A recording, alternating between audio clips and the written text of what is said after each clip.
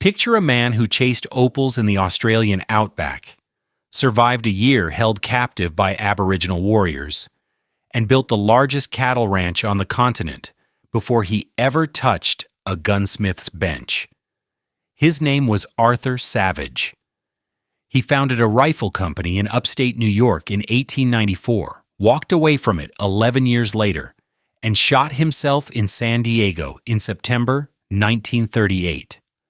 17 months after his death, his old factory in Utica received the contract that would arm America's allies through the Second World War. As we uncover the full story of its dramatic rise and fiery fall, I want to hear from you. Which legendary company or forgotten factory should we investigate next? Drop your suggestions in the comments below.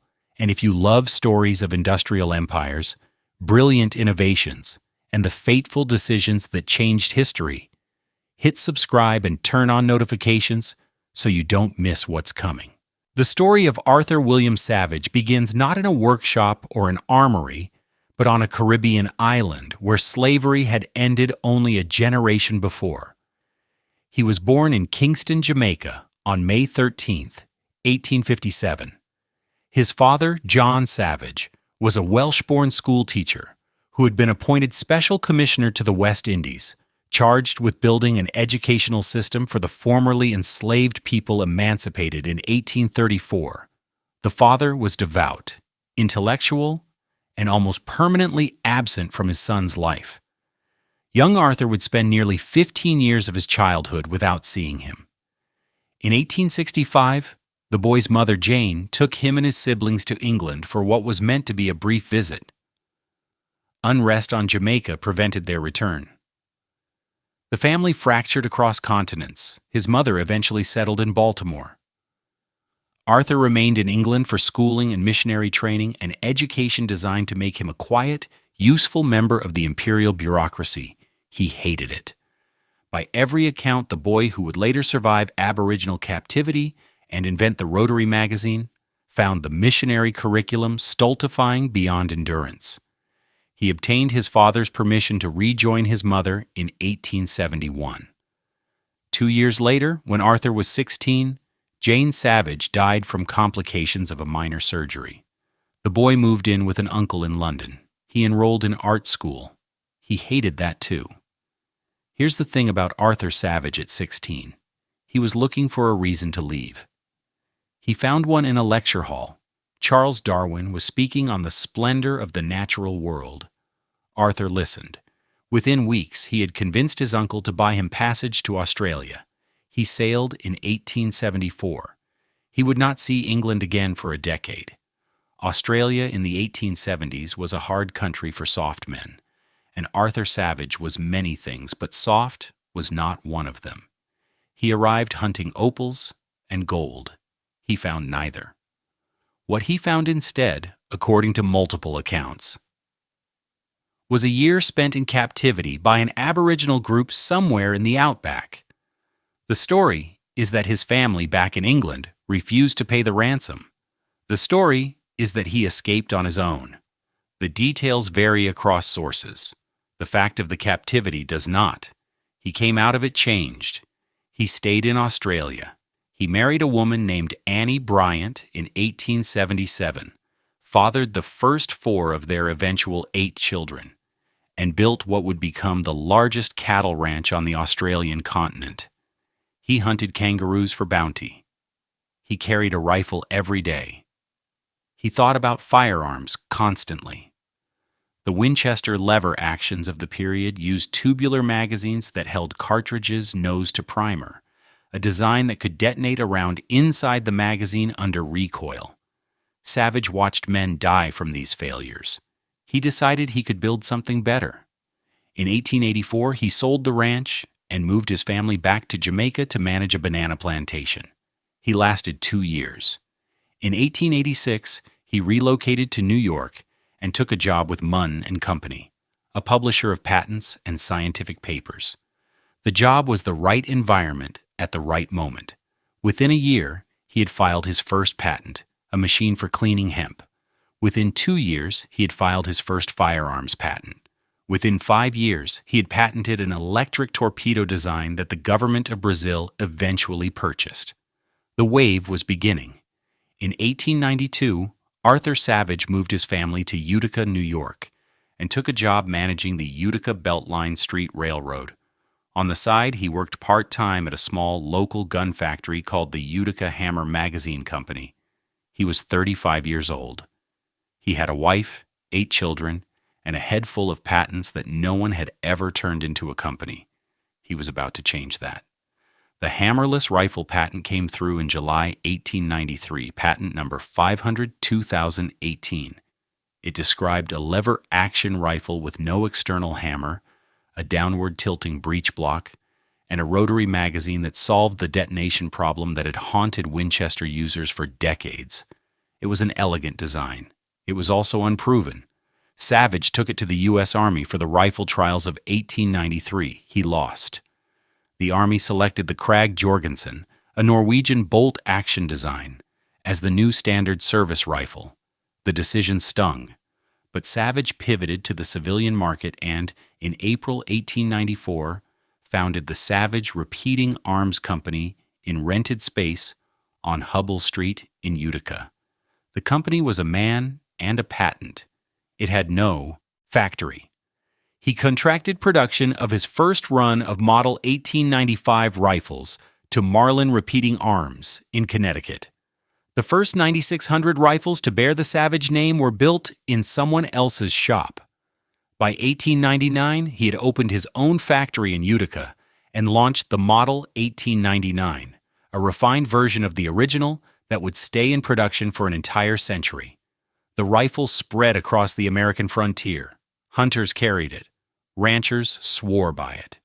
An Alaska resident killed a whale with a single shot from the .303 Savage cartridge and wrote the company a testimonial.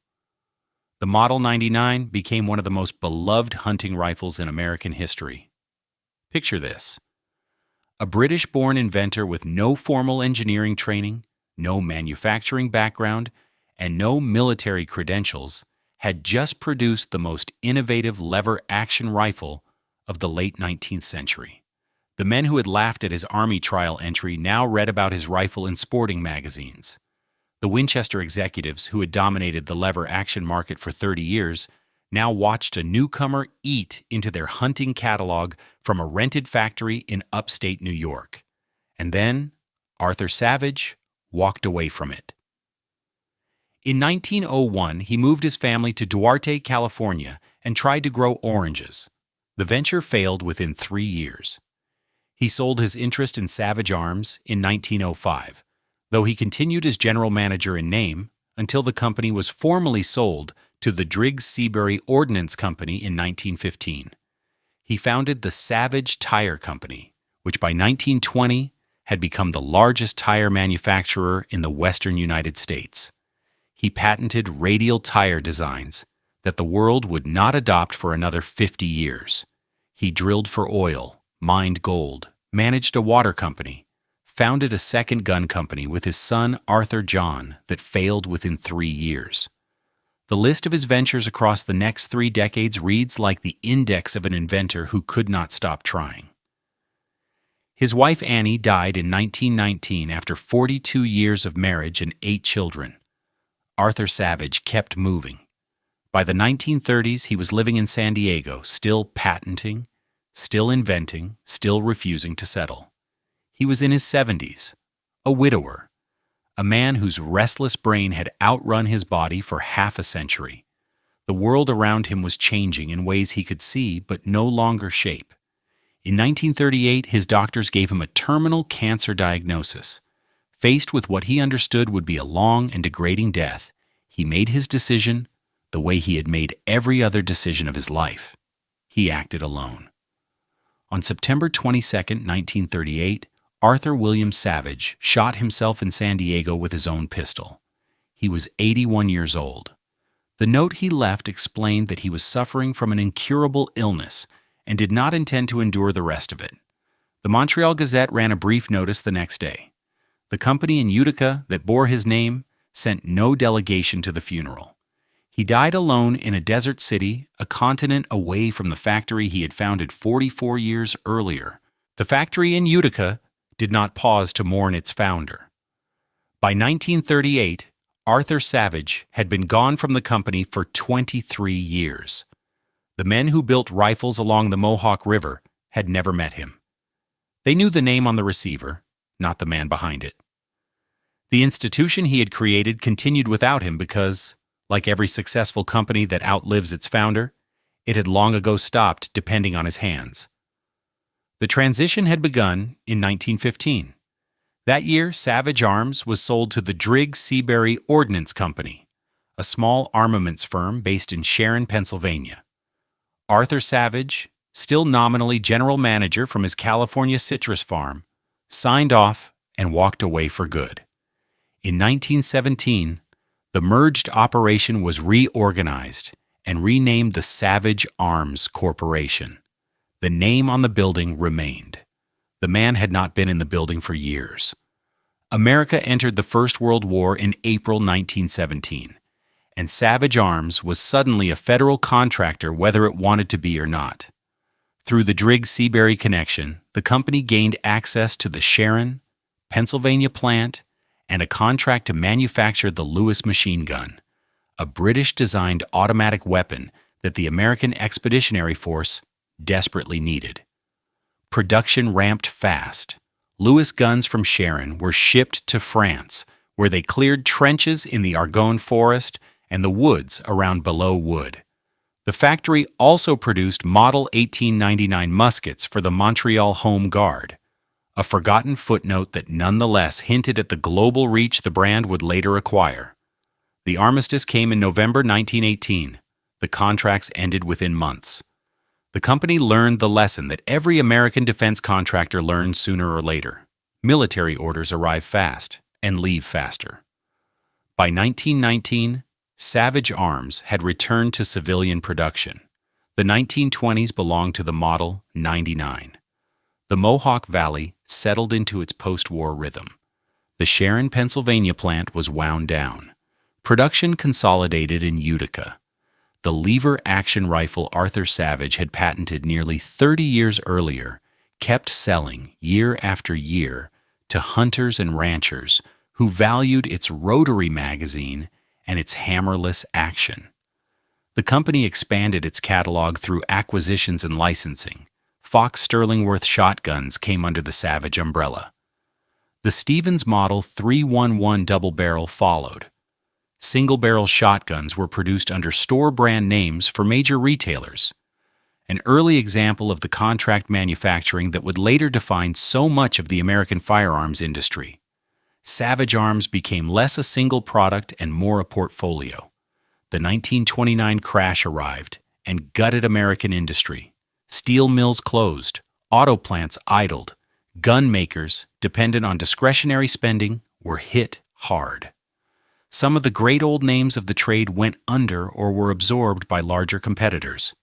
Savage Arms survived. Hunting, it turned out, did not stop for the Depression. A man who had lost his factory job could still feed his family with a rifle in the woods. In rural Pennsylvania, Tennessee, Wisconsin, a used Model 99 was the difference between a meat dinner and a meatless one. The catalog kept moving even when nothing else did. In 1939, Savage introduced the Model 24 combination gun, an unusual configuration with a .22 rifle barrel stacked over a .410 shotgun barrel. The design was practical to the point of genius. A single weapon could take small game, birds, and varmints. It cost less than buying two guns. It became a working man's tool across rural America. The Model 24 would eventually sell over 1 million copies during its production run, one of the great quiet success stories of American sporting arms. While Savage Arms produced its combination guns and lever actions in upstate New York, the world outside the Mohawk Valley was sliding toward catastrophe. Spain had fallen to civil war. Germany had reoccupied the Rhineland, absorbed Austria, and dismembered Czechoslovakia. In September 1939, Germany invaded Poland. Britain and France declared war. The world had returned to the condition it had been in 21 years earlier, and American industry, which had spent 2 decades sliding back into civilian production, suddenly faced the prospect of becoming the arsenal of democracy, whether it wanted the role or not.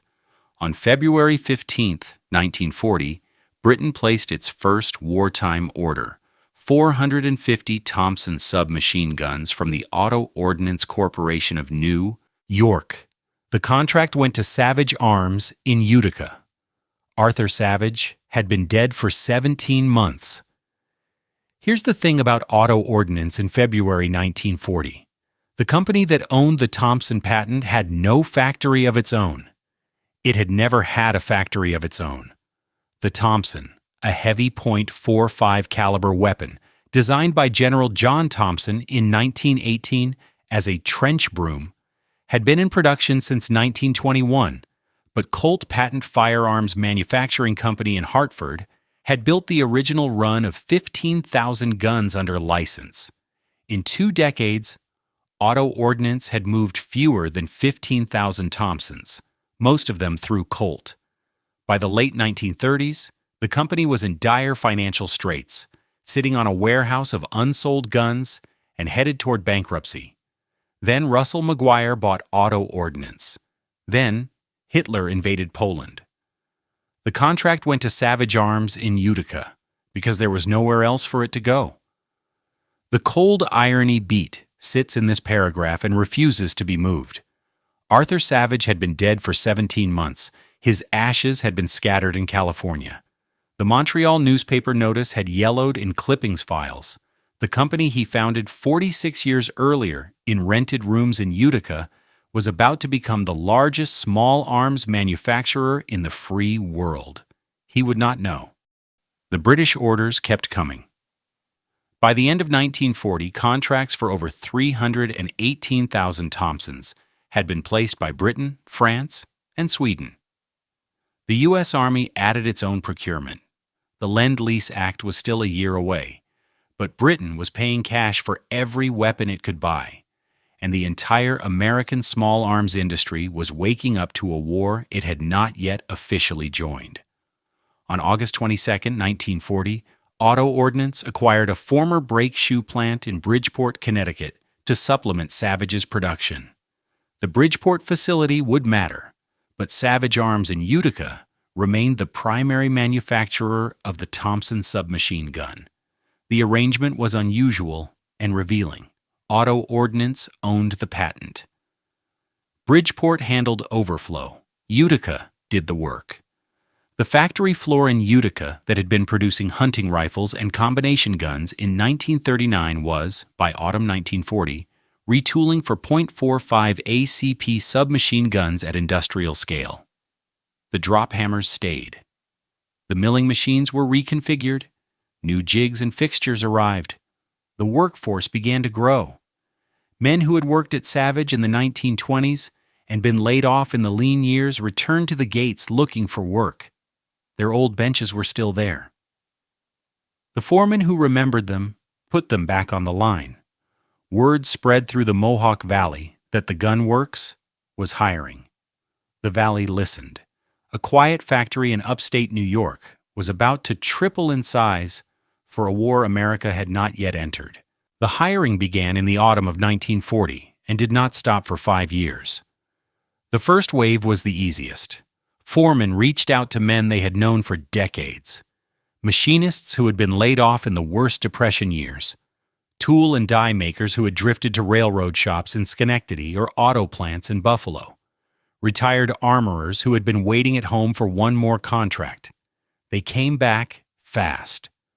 Word travels through a small industrial city the way water moves through a culvert. Quietly at first, then with force. Within weeks, the personnel department was processing applications it had not expected to see for another generation. Men arrived at the gates of the Savage Arms plant on Turner Street looking for work, and the foreman took nearly all of them. The factory needed bodies faster than it could train them. Skilled machinists were hired from across upstate New York. Unskilled laborers were trained on the job. tool and die makers from auto plants in Detroit and Buffalo migrated east to work on submachine gun receivers. The personnel department, which had handled a few dozen new hires per year through the 1930s, was suddenly processing hundreds per week. By the spring of 1941, the workforce had doubled. By the end of the year, it had tripled. The Mohawk Valley filled with new arrivals looking for rooms to rent. Boarding houses in Utica raised their rates and added cots. Diners opened second shifts to feed the men coming off the nightline. Women came next. The first hires came from local mills and dress factories, women who already knew how to handle precision tools. By 1942, they would constitute roughly a third of the production workforce, operating drill presses and milling machines, assembling trigger groups, packing finished weapons for shipment. The foreman who had said in 1939 that a woman would never work the receiver line lived long enough to apologize for it. The shop floor that had been almost entirely male in the 1930s was integrated by necessity, and the production rate climbed with every shift the company added. Picture the factory at 3 in the morning in early 1941. The Mohawk Valley is dark for miles in every direction. Farmhouses are asleep. The river runs cold and quiet under a thin moon. And in the middle of all of this darkness, a single industrial complex on Turner Street glows like a furnace. Every window is lit. Every chimney is smoking. The sound carries for 2 miles, a low, continuous mechanical thunder that the people of Utica learned to sleep through the way coastal people learn to sleep through surf. Drop hammers pound. Milling machines scream. Boring mills carve out receiver blanks at a rate the original savage arms management of 1899 could not have imagined. The trains come in and out around the clock, hauling barrel stock, walnut for stocks, brass and copper for cartridge components, and hauling out crates marked for shipment to the Brooklyn Navy Yard and the Boston port of embarkation. 3 shifts, 24 hours a day, 7 days a week. The British orders dominated the first 2 years. By March 1941, when the Lend-Lease Act was finally passed and signed by President Roosevelt, Britain had already initiated 11 separate contracts and purchased 108,000 Thompsons directly from Auto Ordnance, almost all of them built at the Savage plant in Utica. By the end of 1944, an additional 406,000 Thompsons would reach British forces through the Lend-Lease program. The numbers had no precedent in American small arms history. The Springfield Armory at its peak in the First World War had produced muskets in similar quantities, but Springfield was a federal installation with a century of institutional knowledge. Savage was a private firm in upstate New York that had spent the previous 20 years making hunting rifles for civilians. The early production weapons that came out of Utica in 1940 and 1941 were so well made that collectors and dealers gave them a nickname that has stuck for 80 years. They called them Savage commercials. The receivers were finely finished. The Lyman adjustable rear sights were carefully calibrated. The barrels had cooling fins machined into them. The forend was the original vertical pistol grip that John Thompson himself had designed in 1918. The Cutz compensator threaded onto the muzzle had a polished finish. They were beautiful weapons by military standards. They were also expensive and slow to produce. And the engineers at Savage knew that the war was going to demand simpler designs at higher volumes than the M1928A1 could deliver. The first foreign troops to carry Savage Thompsons in significant numbers were the Royal Marine Commandos. The British elite raiding force, formed in 1940 specifically to harass German positions along occupied coastlines, found the Thompson ideal for short-range firefights in confined spaces. The commandos took the weapon to Saint-Nazaire, to Dieppe, to a dozen smaller raids along the Norwegian and French shores. Many of the Thompsons they carried bore the S prefix that marked Savage manufacture, a small detail invisible to history but stamped on every receiver. The Soviets received them next. Through Lend-Lease, bis erstens des Staates, the United States shipped M3 light tanks to the Red Army, and each tank was issued with a Thompson submachine gun as standard equipment for the crew. The Soviets had their own submachine guns, the PPS-H-41 and the PPS-43, both excellent and locally produced. They used the Thompson sparingly, mostly assigned to officers and special detachments. But a few of the Tommy guns that fought at Stalingrad and Kursk had been built on Turner Street in Utica. The war remained for America an abstraction throughout most of 1941. Roosevelt's Lend-Lease policy was controversial. Charles Lindbergh and the America First Committee argued against further entanglement. The factory in Utica kept producing weapons for foreign armies. The men on the line knew what they were building and where it was going. But the customers were British and Russian and French, not American. The work felt distant from anything the United States itself might face. On December 7, 1941, that distance collapsed. The factory in Utica was running its standard Sunday morning shift when news came through the radio. Japanese aircraft were attacking the American naval base at Pearl Harbor in Hawaii. Within hours, the United States was at war with Japan. Within 4 days after Hitler declared war on the United States, America was fighting in both hemispheres. The factory that had been busy on December 6th became a national priority on December 8th. The U.S. Army, which had previously been a secondary customer behind the British, suddenly became the largest single buyer of Thompson submachine guns in human history. New contracts arrived within weeks. The procurement officers at the War Department understood that the Army being mobilized to fight a global war was going to need infantry weapons in volumes that dwarfed anything previously produced. Within 3 months of Pearl Harbor, the Savage plant in Utica was producing Thompsons for the United States Marines, preparing to defend Wake Island, for the Army units forming up in California for service in the Pacific, and for the airborne divisions training in the hills of Georgia for the eventual invasion of occupied Europe. The factory had been busy in November 1941. By March 1942, it had become something different. It had become an essential component of the American war effort, and the men and women who worked there understood, in a way they had not understood in 1940, that what they built was no longer being shipped overseas to fight someone else's war. It was going to their own sons, their own brothers, and the boys they had watched grow up across the Mohawk Valley. The Thompson submachine gun was a beautiful weapon. It was also an inefficient one. The engineers at Savage knew it from the beginning.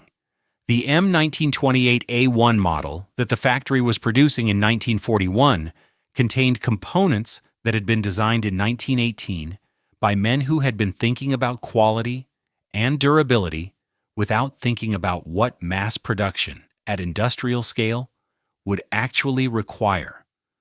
The receiver alone took hours of machine time. The bronze Blish lock, a signature feature insisted upon by General John Thompson himself 2 decades earlier, required precision rails milled into the inside of the receiver. The 3-piece bolt and lock and actuator assembly was labor-intensive in ways that made every weapon cost more than it needed to. By the autumn of 1941, the cost per Thompson submachine gun was hovering above $200 in 1940s money, which would translate to roughly $4,000 in modern terms. The U.S. Army Ordnance Department wanted the gun simpler, faster, and cheaper. The Savage engineering staff agreed. In November 1941, even before Pearl Harbor, a small team of engineers at the Utica plant began a systematic study of how the M1928A1 could be simplified for wartime production. They worked through the design component by component. They asked the question that John Thompson and his original team had never properly answered. Did each piece of the mechanism actually do something necessary? The Blish lock was the obvious target. The device, named after Commander John Bell Blish of the U.S. Navy who had patented it, was supposed to use frictional adhesion between dissimilar metals to delay the opening of the bolt during firing. John Thompson had insisted on it in 1918. Several engineers on his original team had quietly doubted whether the device was actually necessary. The Savage engineers, working 23 years later with 2 more decades of metallurgical knowledge, came to the same quiet conclusion. The relatively low pressures generated by the .45 ACP cartridge did not require a complex locking system. A straight blowback action would function just as well. The Blish lock could go, so could the cooling fins on the barrel, so could the elaborate cuts compensator, so could the vertical pistol foregrip, so could the finely adjustable Lyman rear sight, which would be replaced by a simple stamped peep sight that cost almost nothing to manufacture. In February 1942, 2 months after Pearl Harbor, Savage produced a prototype of the simplified weapon. The Ordnance Department tested it at Aberdeen Proving Ground in Maryland in March. The gun passed every test. On March 24, 1942, the Ordnance Department recommended adoption.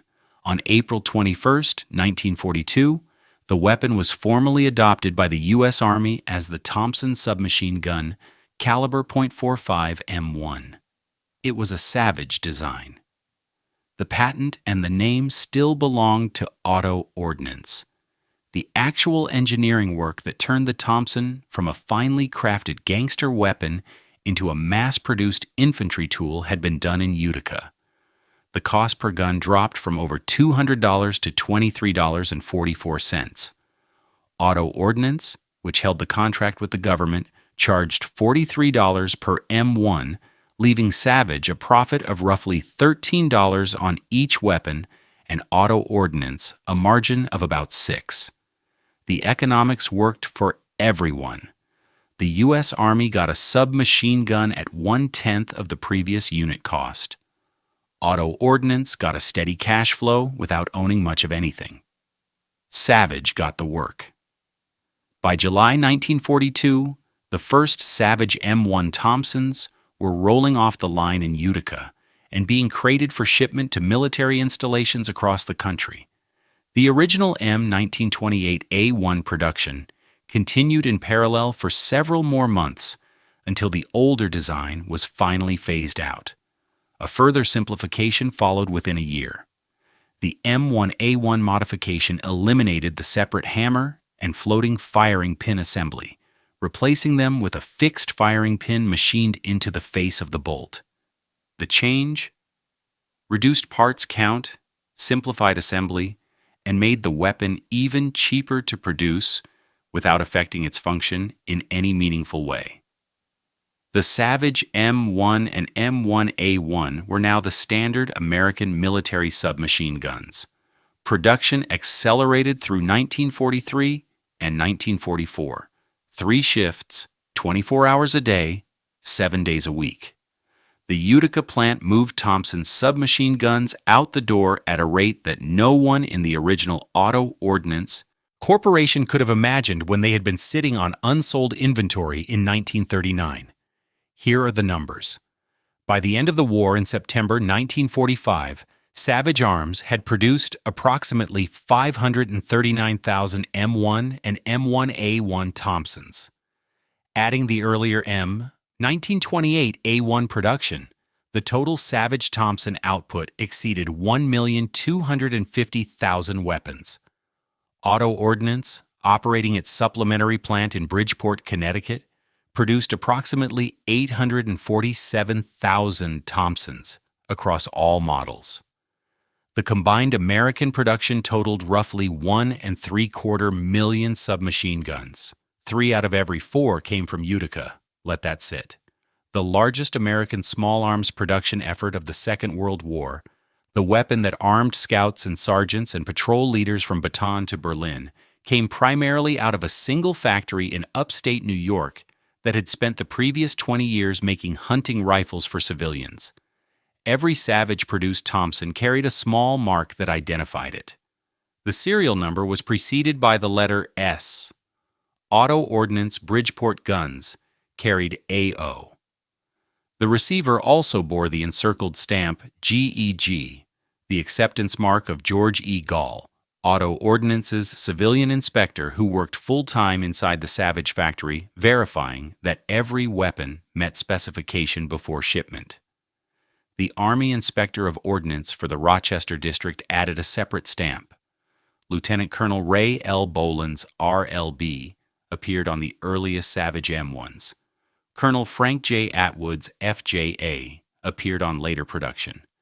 These marks meant nothing to the soldiers who carried the weapons in combat.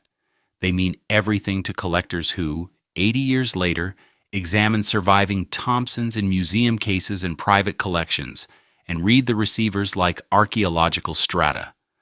Thompson submachine guns were not the only weapons Savage Arms produced during the war. Beginning in 1941, the company also took on a substantial contract to manufacture British Lee Enfield No. 4 bolt-action rifles for Lend-Lease shipment. The rifles were marked U.S. property on the receiver, even though they were never used by American forces and were shipped directly to British units. Tens of thousands of these rifles were produced. They carried British infantry through North Africa, Italy, Burma, and Northwest Europe. Heavy munitions and ordnance material were produced as well, items that rarely appear in the records because they were not glamorous and did not earn the company any cultural memory.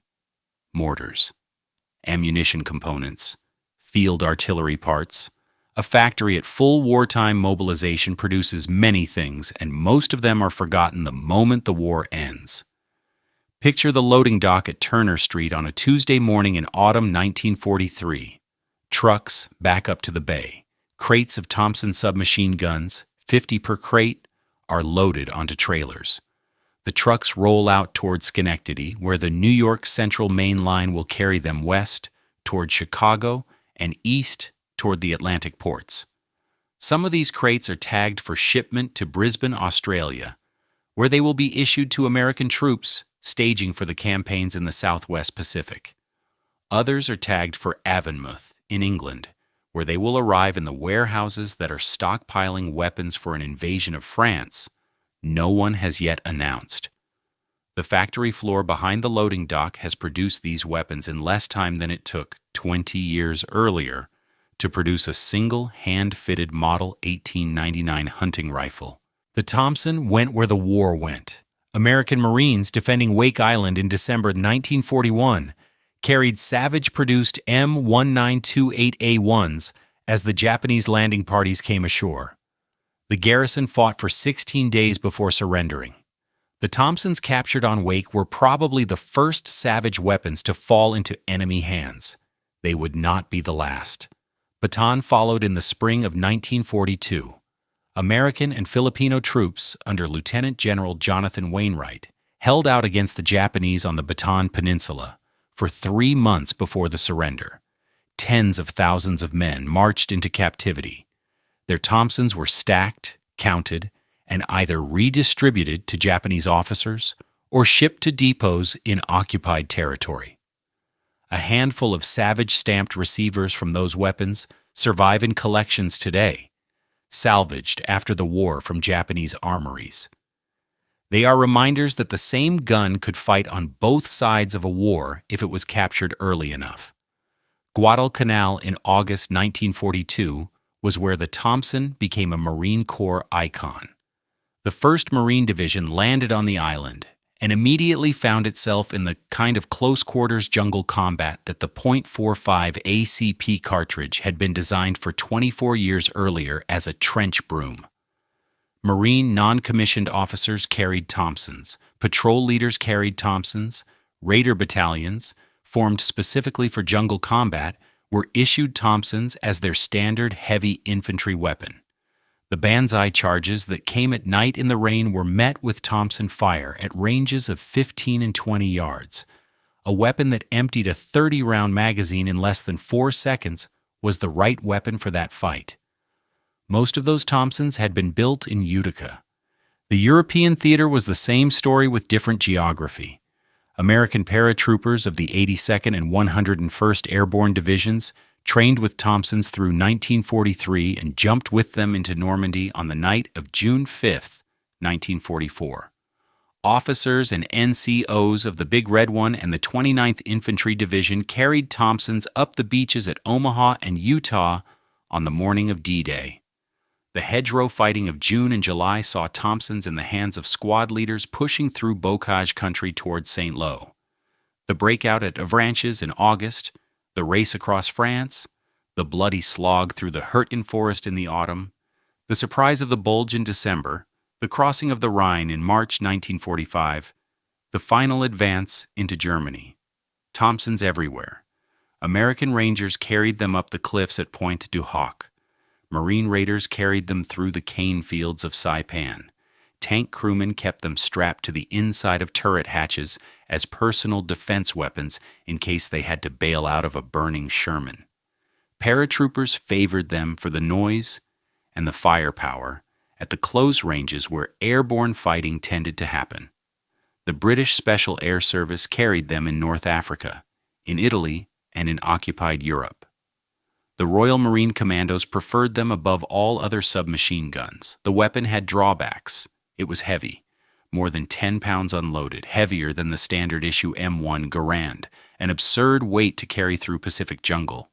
The .45 ACP cartridge was a heavy, slow round that worked beautifully in close quarters fighting, but lacked the penetration for thick foliage, the kind of dense undergrowth that the Pacific Theater specialized in providing. Marines on Iwo Jima and Okinawa sometimes found that the bullet would deflect on a thick palm frond, or a stand of bamboo that an M1 round would have punched straight through. The weapon was expensive even after the simplifications.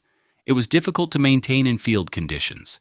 The drum magazine, which had been a signature feature of the gangster-era Thompson, was officially abandoned during the war in favor of the cheaper and more reliable 30-round box magazine. But none of that mattered against its one great virtue. The Thompson was reliable. Soldiers who carried it learned that, properly maintained, it almost never failed. In a war where rifles jammed, and grenades misfired, and bayonets snapped at the worst possible moment, the Thompson worked. Ask any American veteran who served in an infantry company between 1942 and 1945 what he thought of the Thompson, and he would give you some version of the same answer. It was heavy, it was expensive, and you could count on it. The cultural afterlife of the weapon had already begun before the war started. The Thompson had been the signature gun of the Prohibition era. Al Capone's enforcers had carried Thompsons. So had the FBI agents who hunted them. The weapon was photographed in the hands of John Dillinger, Bonnie and Clyde, Pretty Boy Floyd, and 100 lesser-known gangsters whose names made the front page of the Chicago Tribune. The nicknames accumulated: the Chicago typewriter, the chopper, the drum gun, the Tommy gun, after General Thompson himself. Hollywood loved it. Every gangster picture of the 1930s featured the Thompson somewhere in the frame, usually pointed out of the window of a Ford V8 sedan. By the time the war started, the silhouette of the Thompson submachine gun was probably the most recognizable American firearm in the world. The war added a second layer to the same cultural artifact. The Tommy gun was now a GI weapon. It appeared in newsreels from every theater. It appeared in Frank Capra's Why We Fight documentary series. It appeared in the hands of John Wayne in Sands of Iwo Jima. It appeared in every veteran's memoir, every regimental history, every photograph of patrol leaders standing in muddy foxholes from the Anzio beachhead to the Ardennes. The Thompson became, in the American imagination, the weapon of the Second World War almost as much as the M1 Garand, and arguably more than the Browning automatic rifle. Arthur Savage's name appeared in none of it. The cultural identity of the Thompson submachine gun belonged to John Thompson, who had designed it in 1918 and given it his name. It belonged to Auto Ordnance, which held the patent and the marketing rights. It belonged to the gangsters who had made it infamous and the GIs who had made it iconic. It did not belong to the company that had built 3 out of every 4 of the weapons in existence. Savage Arms appeared in factory tour photographs and trade publications. The company's Utica plant was occasionally mentioned in articles about the war production effort, but the brand identity in the public mind was Thompson, not Savage.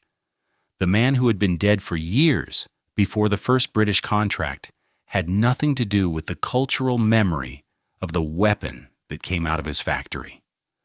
The last Thompson submachine gun to come off the Savage line was an M1A1 with serial number 1244194.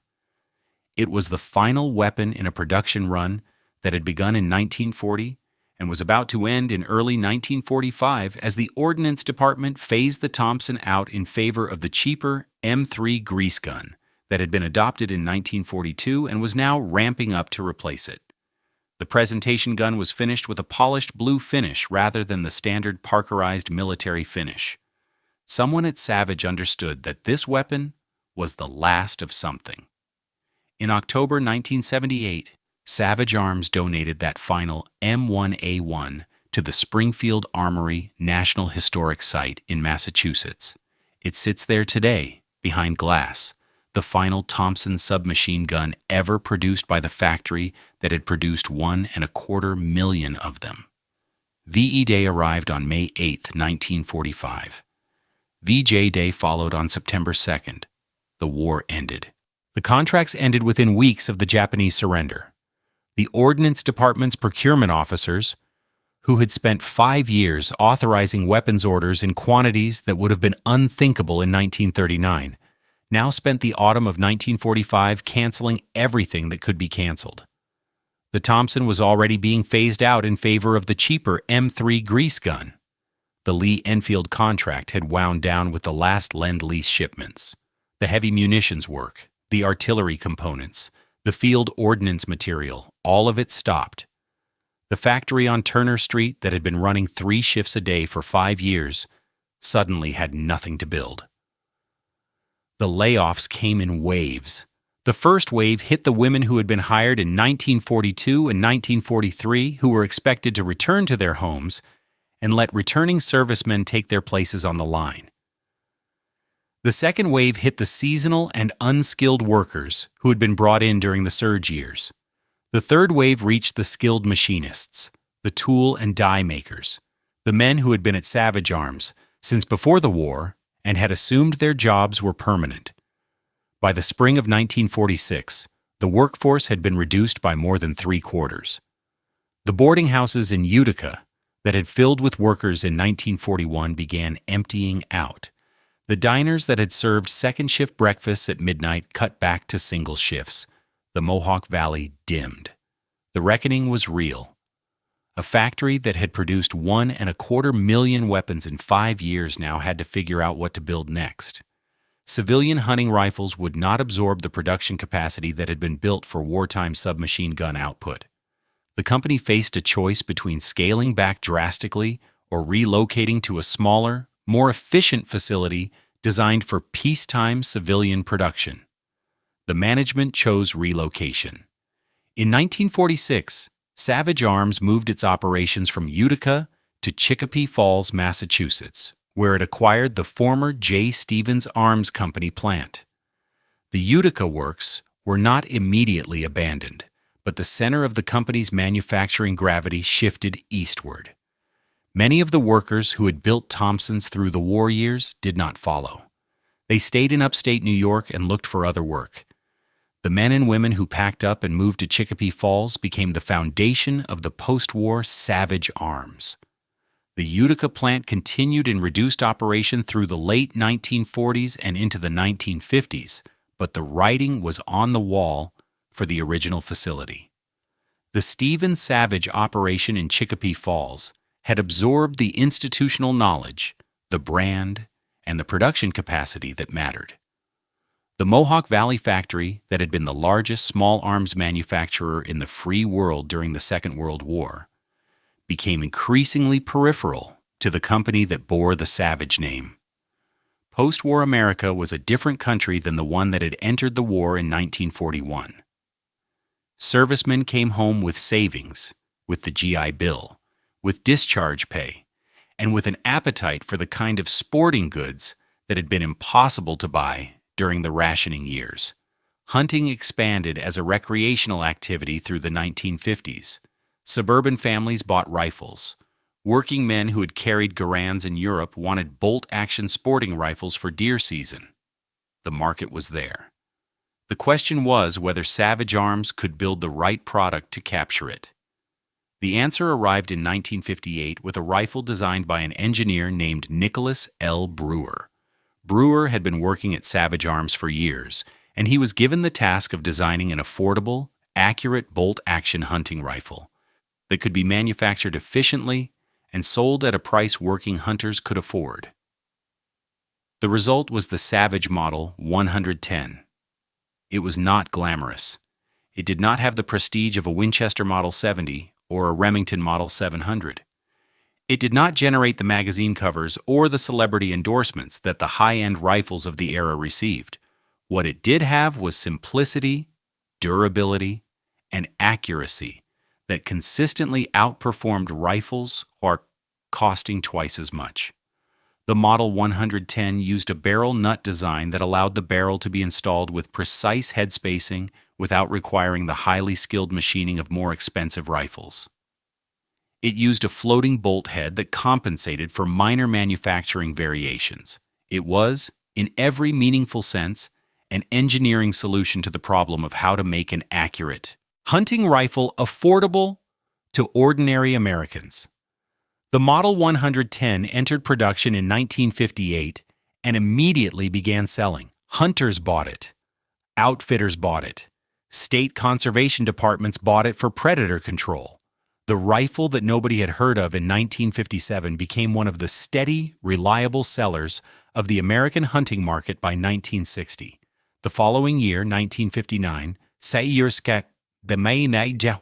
Savage made another decision that would define the company's identity for decades. The Model 110 was offered with a left-handed action as a standard production option. This was the first time a major American firearms manufacturer had produced a left-handed hunting rifle in significant commercial quantities. Left-handed shooters had been a forgotten segment of the market for as long as anyone could remember. They had either learned to shoot right-handed or paid premium prices for custom work. Savage decided that left-handed hunters were a viable commercial market, and the decision proved correct. Left-handed Model 110s sold steadily, and the company built a reputation as the manufacturer that took left-handed shooters seriously. That reputation persists to this day. The 1960s and 1970s were quiet decades for the company. The Model 110 continued selling. The Stevens shotgun lines continued producing. Various rimfire rifles came and went. Savage Arms was profitable, competent, and largely invisible in the broader cultural memory of American firearms. Then the corporate consolidation era of the 1970s arrived, and the company changed hands.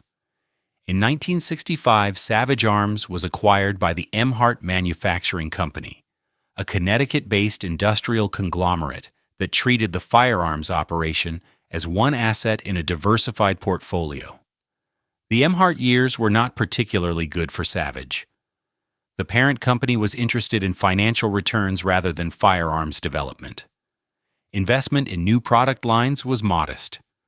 The Model 110 continued in production because it was profitable, but the kind of engineering innovation that had defined the company under earlier ownership slowed considerably. By the mid-1980s, Savage Arms was struggling. The Utica plant had been closed years earlier. The Chicopee Falls operations were aging. In 1988, after a series of ownership changes and financial difficulties, Savage Arms filed for bankruptcy. The end appeared to have arrived for a company that had been continuously operating since 1894. It would have ended there, except for a man named Ron Coburn, who in 1989 bought what remained of Savage Arms for $1 plus the assumption of its existing debts. He bet that an affordable, accurate bolt-action rifle still had a market in America.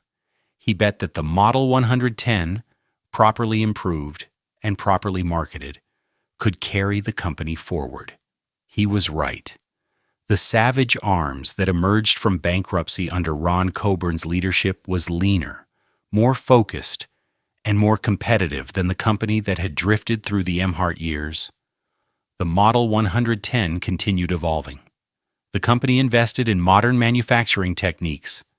The factory that had once produced Thompson submachine guns by the hundreds of thousands now produced bolt-action hunting rifles by the tens of thousands year after year, building the foundation of a post-war identity that would eventually carry the company into the 21st century. The breakthrough came in 2003. Savage Arms introduced a new trigger system called the AccuTrigger. The mechanism was user-adjustable, allowing hunters to set their own trigger pull weight without the safety risks that had haunted earlier adjustable triggers. Before the AccuTrigger, a hunter who wanted a light, crisp trigger pull had to send his rifle to a gunsmith for custom work, which cost hundreds of dollars and took weeks. After the AccuTrigger, he could make the adjustment himself in his garage with a screwdriver on a rifle that cost less than $500 new. The affordable accuracy market shifted under Savage's feet. Hunters who had been buying Remington and Winchester for decades began trying the new Savage rifles. The reviews in the sporting magazines were uniformly favorable. The Model 110 platform that had been steadily improving since 1958 now had a trigger system that competed with custom rifles costing several $1,000s more. Sales accelerated through the early 2000s. In 2007, the picture changed again. Winchester closed its historic plant in New Haven, Connecticut, after more than a century of operation. The Winchester Model 70 bolt-action rifle, which had been continuously manufactured in New Haven since 1936, went out of production at the original facility. Some Winchester production resumed later under different ownership, but the continuous manufacturing run was broken. By default, the Savage Model 110 became the oldest continuously manufactured bolt-action rifle in America. The rifle that Nicholas Brewer had designed in 1958 had now been in uninterrupted production for nearly half a century. It would continue. As of this year, the Model 110 has been in continuous production for more than 65 years, longer than any other American centerfire bolt-action rifle in history. In 2019, Savage Arms separated from Vista Outdoor and returned to independent ownership.